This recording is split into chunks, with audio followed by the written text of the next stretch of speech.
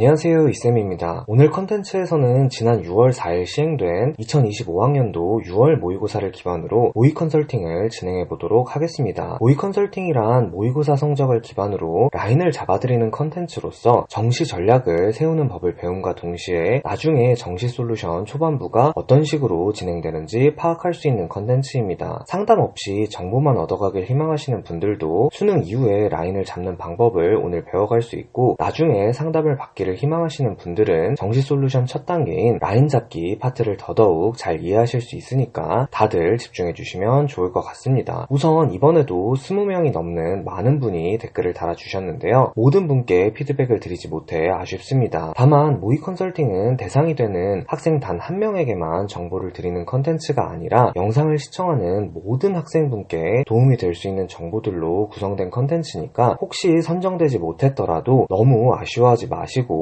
본인에게 도움이 될 수 있는 내용을 잘 선별해 보시길 바랍니다. 최대한 다양한 성적대와 다양한 성적 구조에 따른 합리적인 전략을 알려드리도록 하겠습니다. 그러면 이제 본격적으로 모의 컨설팅 컨텐츠를 시작하기 전에 두 가지 주의사항을 말씀드리겠습니다. 첫 번째로 선택 과목이 있는 고3 모의고사의 경우 원점수를 토대로 백분위를 아주 정확하게 추정하는 것은 불가능하다는 것입니다. 예를 들면 화법과 작문 1등급 컷이 86점으로 공시되었지만 86점을 받고도 2등급을 받은 학생이 존재할 수 있고 85점을 받았는데 1등급을 받은 학생이 존재할 수 있다는 겁니다. 표준 점수를 구하는 공식에 따라 공통 과목에서 더 많은 문제를 틀렸는지 선택 과목에서 더 많은 문제를 틀렸는지에 따라 약간의 차이가 나타나기 때문입니다. 따라서 조금의 차이는 있을 수 있는데 기존까지는 재수생이 아직 진입하지 않은 상황을 고려하여 최대한 보수적으로 백분위를 환산했습니다. 그러나 이번에는 재수생이 실제로 진입한 상황이기 때문에 일부러 보수적으로 잡지는 않았고 가급적 일반적인 상황을 가정하여 백분위를 최대한 실제에 근사시켰습니다. 다만 평소보다 시험을 잘 봤거나 이쌤이 전달하고 싶은 특별한 정보가 있는 경우에는 상황에 맞게 백분위를 약간 변형하여 사용했다는 점 알려드리도록 하겠습니다. 두 번째로 저희가 이용하는 상위 퍼센트라는 개념은 조금 더 엄밀하게 표현하면 누적 백분위가 아닌 평균 백분위라는 것을 알아두시길 바랍니다. 무슨 말이냐면 어떤 학생이 국어, 수학, 탐구에서 모두 백분위 90, 즉 상위 10%를 받았다면 세 과목의 합산 점수를 기준으로 했을 때 통계학적으로는 조금 더 나은 상황에 있을 확률이 높습니다. 그러나 저희는 이 지표를 활용하는 대신 학생의 편의를 위해 평균 백분위를 사용했습니다. 학생의 점수와 학교의 입결을 모두 학교별 반영 비율을 고려한 환산치로 바꿨다는 뜻입니다. 너무 어렵게 생각하실 필요는 없고 앞으로 제가 언급할 상위 퍼센트라는 개념은 단순히 과목별 비율을 고려하여 가중평균을 낸 수치고 합산 점수로 계산했을 때보다는 조금 더 낮은 점수라고 이해하시면 됩니다. 그러면 지금부터 6월 모의 컨설팅을 본격적으로 시작해보도록 하겠습니다. 먼저 첫 번째 학생입니다. 원점수로 언어와 매체 75점, 미적분 70점, 영어 78점, 지구과학 35점, 생명과학 41점을 받은 학생입니다. 이를 백분위로 환산하면 언어와 매체 85, 미적분 89, 영어 3등급, 지구과학 79, 생명과학 87 정도로 볼 수 있겠습니다. 이 학생은 대부분 과목에서 낮은 2등급 또는 높은 3등급을 받은 상태에서 인서울에 합격하고 싶다고 언급하셨습니다. 아마 굉장히 많은 학생들이 2등급과 3등급을 오가면서 인서울을 목표로 할 것으로 예상됩니다. 그러나 학생마다 성적대마다 인서울 중에서도 가고 싶은 학교, 마지노선으로 생각하는 학교가 각기 다를 것이라 생각합니다. 따라서 이 학생을 통해서 인서울에 대한 가이드라인을 제공해드리도록 하겠습니다. 먼저 보다 원활한 이해를 위해 작년 실제 사례를 보여드리겠습니다. 국송세단은 높은 과까지 전부 안정이 나왔고 권동홍은 아무리 낮은 과라 해도 합격이 쉽지 않았던 분입니다. 실제로도 국송세단 중 하나의 공대에 합격하셨습니다. 국송세단과 권동홍은 성적의 괴리가 가장 큰 라인 중에 하나입니다. 다른 라인에서는 중앙대학교 일부 학과가 서성한 낮은 과를 뛰어넘는 입결을 보여주기도 하고 건국대학교 일부 학과가 중경외시 낮은 과를 뛰어넘는 입결을 보여주기도 합니다. 그러나 권동홍 국숭세단 라인은 그런 일이 가장 적게 일어나는 라인입니다. 이 라인의 경계선은 상위 15%를 기준으로 생각할 수 있는데요. 상위 15% 안쪽에 들지 못하면 권동홍은 낮은 과라 해도 스나이핑이 어렵고 대신 상위 15% 안에 들기만 하면 국숭세단 합격은 상당히 안정권이라고 생각하시면 됩니다. 단 조심할 점은 앞서 말씀드렸듯 상위 15%는 누적 100분위가 아니라 평균 100분위라는 점 참고하시길 바랍니다. 이제 학생분의 성적표를 확인해 보겠습니다. 만약 이 학생이 정말 수능에서 이 성적을 그대로 받았다면 권동홍의 상향으로 도전하고 국송세단은 아주 안정적으로 합격할 수 있을 것입니다. 그러나 다소 운이 없는 경우라고 말할 수 있는데 실제 수능이 아니라서 다행입니다. 왜냐하면 학교별 반영 비율을 고려해서 환산해보면 하필 가장 입결이 높은 건국대학교에서 가장 유리한 점수인 상위 13%대가 나오고 있고 권동홍 중 가장 지원을 고려할 만한 홍익대학교가 영어 때문에 상위 15%대가 나오고 있습니다. 따라서 지금은 국송세단은 굉장히 안정적으로 합격할 수 있지만 권동홍은 세 학교 모두 합격이 매우 어려운 상황입니다. 만약 수능에서 이 점수가 그대로 나왔다면 국송세단은 거의 합격하니까 안정을 하나 잡고 합격 확률이 가장 높은 동국대학교, 환산 점수가 가장 높은 건국대학교에 두 번의 스나이핑을 하는 것이 가장 적절하다고 판단됩니다. 다만 아직 6월이니까 꼭 영어를 2등급을 받도록 노력해보시길 바랍니다. 홍익대학교는 영어 반영 비율이 매우 높아서 영어가 한 등급만 오르면 바로 상위 13%대에 진입할 수 있고 합격할 수 있는 학과가 다수 나왔을 것입니다. 마지막으로 인서울을 생각하는 다른 학생들을 위해서도 정보를 알려드리면 국숭세단은 상위 18%, 광명상가는 상위 20% 초반 정도를 지원 마지노선으로 잡을 수 있겠습니다. 다음으로 두 번째 학생입니다. 원점수로 언어와 매체 85점, 미적분 88점, 영어 2등급, 생명과학 45점, 지구과학 47점을 받은 학생입니다. 이를 100분위로 환산하면 언어와 매체 96, 미적분 99, 영어 2등급, 생명과학 92, 지구과학 97 정도로 볼 수 있겠습니다. 이 학생은 최근 가장 핫한 관심사일 메디컬에 대해서 언급하기 위해서 선정했습니다. 전형적으로 메디컬에 도전할 만한 점수 구조입니다. 수학은 1등급 컷보다